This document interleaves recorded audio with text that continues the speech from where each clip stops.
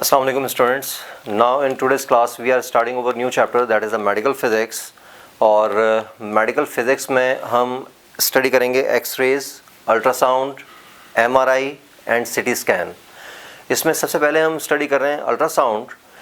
Basically ultrasounds are the sound waves which have the frequency greater than 20,000 hertz. और हमें मालूम है कि over audible frequency range is between 20 hertz to the 20,000 hertz, or sound waves which has the frequency greater than 20,000 hertz are called ultrasonic or the ultrasound waves, or sound waves which have frequency less than 20 hertz are called infrasonic or the infrasound waves.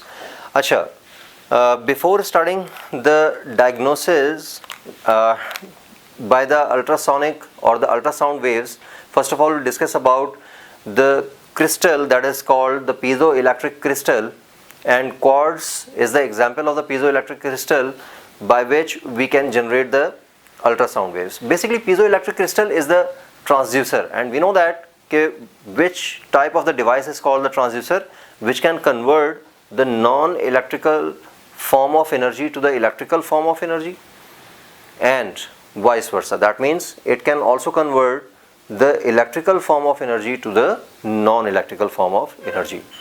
अब यहाँ पर आपको याद होगा कि piezo electric crystal को हमने microphone में भी यूज़ किया था in the topic of sensing devices.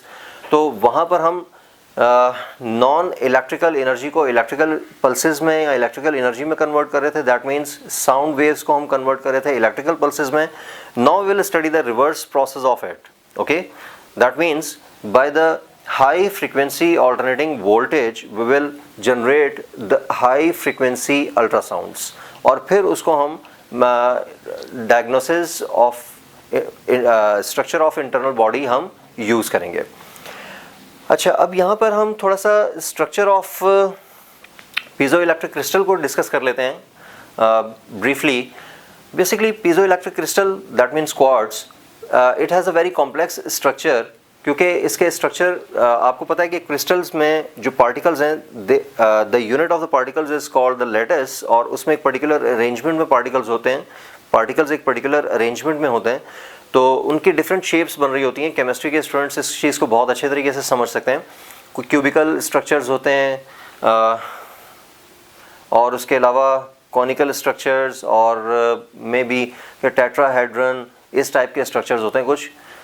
तो इसका स्ट्रक्चर जो है वो टेट्राहेड्रल टाइप होता है. ठीक है, वो पर्टिकुलर स्ट्रक्चर हमारे किसी काम का नहीं, इस वजह से हम उसको यहाँ पर डिस्कस भी नहीं कर रहे. बट वी नो दैट कि it has that structure has the positive and the negative ions, और जब हम उसको एज ए यूनिट स्टडी करते हैं तो वो न्यूट्रल होता है. तो इस तरह के repeated units of tetrahedral structures पे कंसिस्ट कर रहा होता है ये पूरा पीजो इलेक्ट्रिक क्रिस्टल. तो इसमें ओवरऑल न्यूट्रल कंडीशन होने की वजह से पॉजिटिव और नेगेटिव आयंस जो हैं वो इक्वल क्वांटिटी में होते हैं. तो हम वो क्यों होते हैं इक्वल क्वांटिटी में? क्योंकि वो इक्विलिब्रियम पोजीशन पर होते हैं. हम बेसिकली उनका इक्विलिब्रियम डिस्टर्ब करके हम उसको वाइब्रेशनल डिवाइस में कन्वर्ट कर सकते हैं. And we know that to generate the sound waves the vibrational source is needed. तो देखते हैं कि इसमें इफेक्ट्स किस तरह से हम प्रोड्यूस कर सकते हैं under the heading of generation of ultrasound.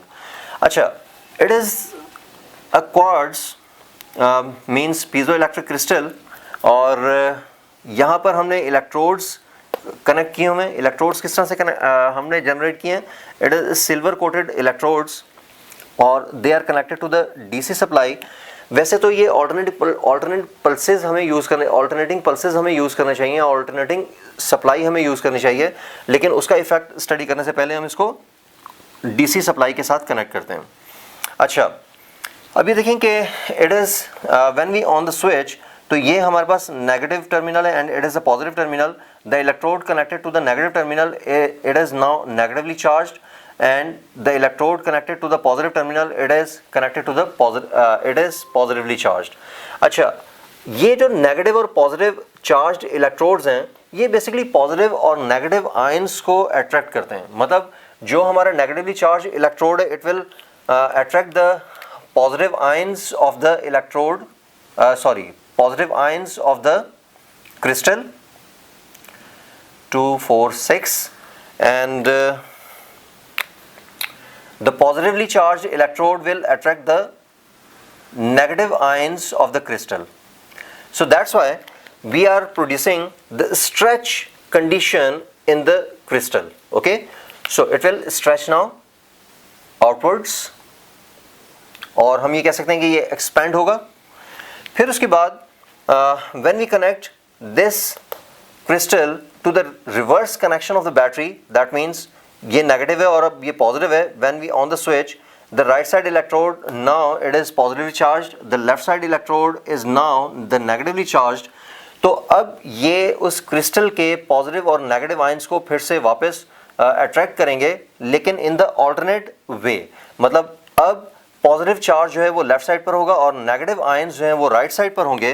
तो due to that generated new condition, अब इसमें कंप्रेशन प्रोड्यूस होगा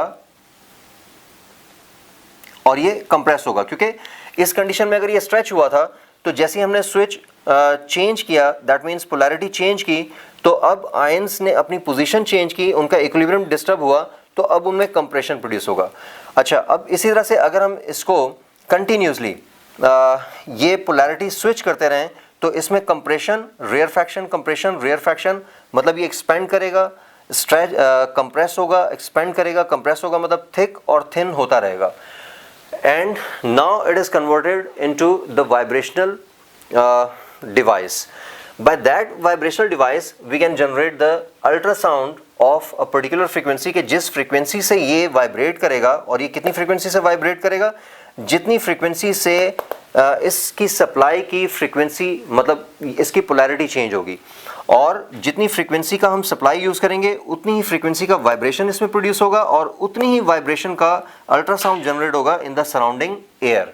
okay, for this purpose now we are using here the alternating supply voltage. Okay, तो अब यहाँ पर ऑल्टरनेटिंग वोल्टेज होने की वजह से उसकी पोलैरिटी चेंज होगी and now it will continuously in vibrating condition.